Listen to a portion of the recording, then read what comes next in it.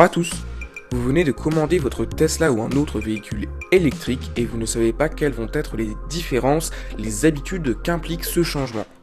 Dans cette vidéo, nous allons les répertorier, les étudier et je vous partagerai aussi notre ressenti face à ce changement que nous avons vécu. 1. La fin du levier de vitesse et des vitesses. Tout d'abord, dans une voiture thermique manuelle, vous utilisez simultanément un levier de vitesse avec l'embrayage pour changer de rapport, monter dans les tours et donc aller plus vite.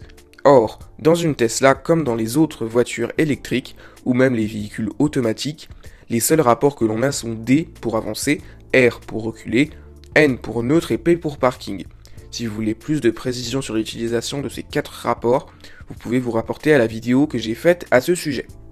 Aussi, vous ne trouverez plus de frein à main comme dans votre ancien véhicule, le rapport P parking va en faire office.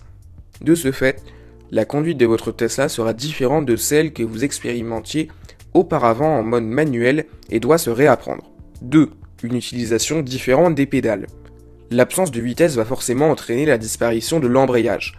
Au début, vous allez forcément, par réflexe, le chercher, avant de vous souvenir qu'il n'existe plus. À vos pieds, vous n'aurez plus que 2 pédales, le frein et l'accélérateur.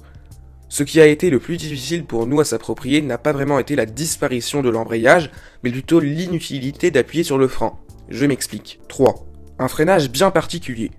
Dans une voiture manuelle, lorsque vous voulez vous arrêter, vous débrayez pour finir par freiner avec la pédale de frein. Dans un véhicule électrique, cette pédale va être très peu utilisée. En effet, dès que vous relâchez l'accélérateur, la voiture va fortement décélérer toute seule. Ce système a 2 avantages. Premier avantage, les plaquettes de frein vont s'user moins vite que sur une manuelle et cela demandera donc moins d'entretien, point sur lequel nous reviendrons plus tard dans la vidéo.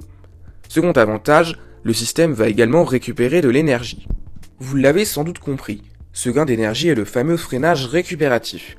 Grâce à lui, à chaque fois que vous freinerez sans utiliser la pédale de frein mais simplement en lâchant la pédale d'accélération, le moteur électrique de la voiture tournera dans l'autre sens. Ce mécanisme d'inversion régénère de l'énergie électrique en la redirigeant vers la batterie et accroît donc l'autonomie de votre voiture. L'utilisation de ce système était assez floue au départ. Par exemple, quand nous avons eu la voiture, nous ne savions pas que le simple fait de lever le pied de l'accélérateur pouvait arrêter totalement la voiture. Nous pensions que cela la faisait juste décélérer sans pour autant l'arrêter. Nous ne savions pas non plus à quelle vitesse cette décélération menait à l'arrêt total du véhicule. C'est donc l'occasion de tenter d'y répondre aujourd'hui à l'aide d'un petit test. Une première caméra est positionnée à l'extérieur du véhicule sur le bord de la route et une autre à l'intérieur de la Model 3 pour filmer les pédales. La voiture roule actuellement à 30 km/h. Le conducteur lâche la pédale d'accélérateur et il faut un peu moins de 2 secondes pour que la voiture s'arrête totalement sans toucher le frein. Ceci est une vraie différence par rapport à notre précédent véhicule et cela nous fait réapprendre notre façon de conduire.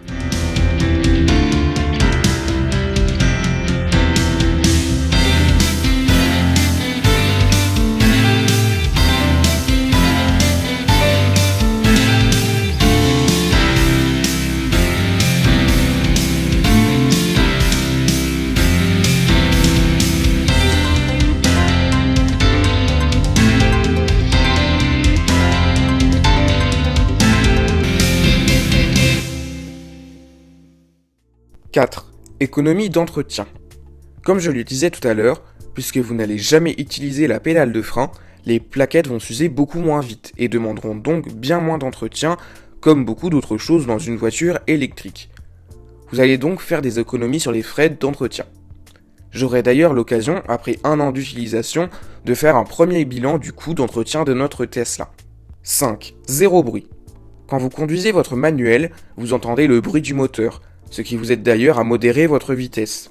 Nous qui avions une Mini Countryman, nous la trouvions déjà silencieuse par rapport à notre précédente voiture et nous avons été parfois surpris par la différence entre la vitesse réelle et celle ressentie à l'intérieur de l'habitacle, grâce notamment au bruit. Au volant de votre voiture électrique, celle-ci ne faisant absolument aucun bruit, il vous faudra être particulièrement attentif au compteur.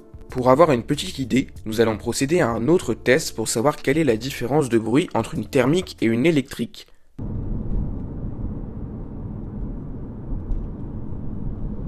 À 50 km/h, une thermique, en l'occurrence notre Mini Countryman, a un niveau sonore dans l'habitacle de 60 à 75 décibels.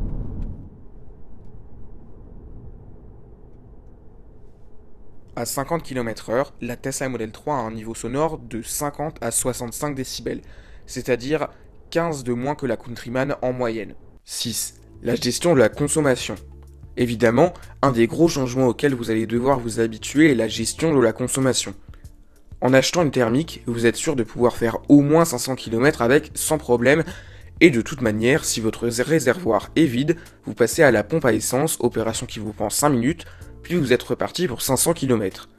Or, en électrique, vous n'allez pas pouvoir récupérer 500 km en 5 minutes, mais plutôt en 1 heure, au superchargeur pour une longue range et, comme on le voit sur les vidéos de Tesla enthousiaste, lorsqu'il a roulé en août dernier avec sa SR+, chargée à 100%, il n'a pu faire que 360 km. Il va donc falloir prendre l'habitude de vous rendre au superchargeur pour vous recharger lors des longs trajets.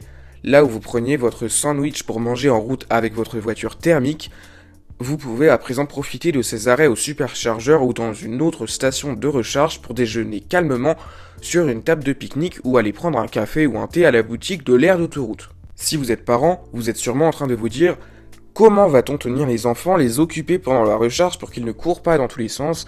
C'est là que Tesla a trouvé une solution unique et salvatrice, insérer des jeux vidéo dans la voiture. Les enfants peuvent donc jouer à toutes sortes de jeux vidéo comme un jeu de cartes ressemblant fortement à Mario Kart ou d'autres jeux d'aventure, mais il y a aussi YouTube et Netflix, pour les plus grands bien sûr, qui leur permettront d'attendre sans s'ennuyer. Petit récapitulatif de consommation. En ville, une voiture électrique va consommer très peu grâce au freinage récupératif qui va être beaucoup utilisé à chaque feu rouge, au stop, aux priorités ou même dans les bouchons. Grâce à cela, et je précise bien uniquement en ville, on peut même prétendre à une autonomie de 1000 km, sans compter la consommation fantôme ni le mode sentinelle, puisque d'après notre utilisation, et vous pouvez le voir dans une de mes vidéos, un trajet de 50 km en ville va consommer seulement 4 à 5% de batterie. Attention, je me répète, cette autonomie n'est valable que si vous ne roulez qu'en ville, et une route comme le périphérique de Paris par exemple ne sera pas considérée comme de la ville. Sur autoroute, la Model 3 ou une autre voiture électrique va consommer beaucoup, 40 pour 150 km, car le freinage récupératif n'est pas du tout utilisé. Vous l'aurez remarqué, c'est l'inverse d'une voiture thermique qui va consommer plus en ville que sur l'autoroute. 7. La recharge. Enfin la recharge. Nous avons déjà évoqué cet aspect avec le superchargeur dans la partie consommation, mais le fait de recharger sa voiture pour pouvoir rouler est un des principaux changements entre une voiture thermique et une voiture électrique. Pour cela, nous avons fait venir un électricien professionnel pour qu'il procède à une installation sécurisée et peu coûteuse. En ces temps de crise, nous faisons en moyenne 200 km par semaine et ne rechargeons la voiture que toutes les 2 semaines. Avec notre installation de 16 A, nous rechargeons la voiture de 80% en 12 heures.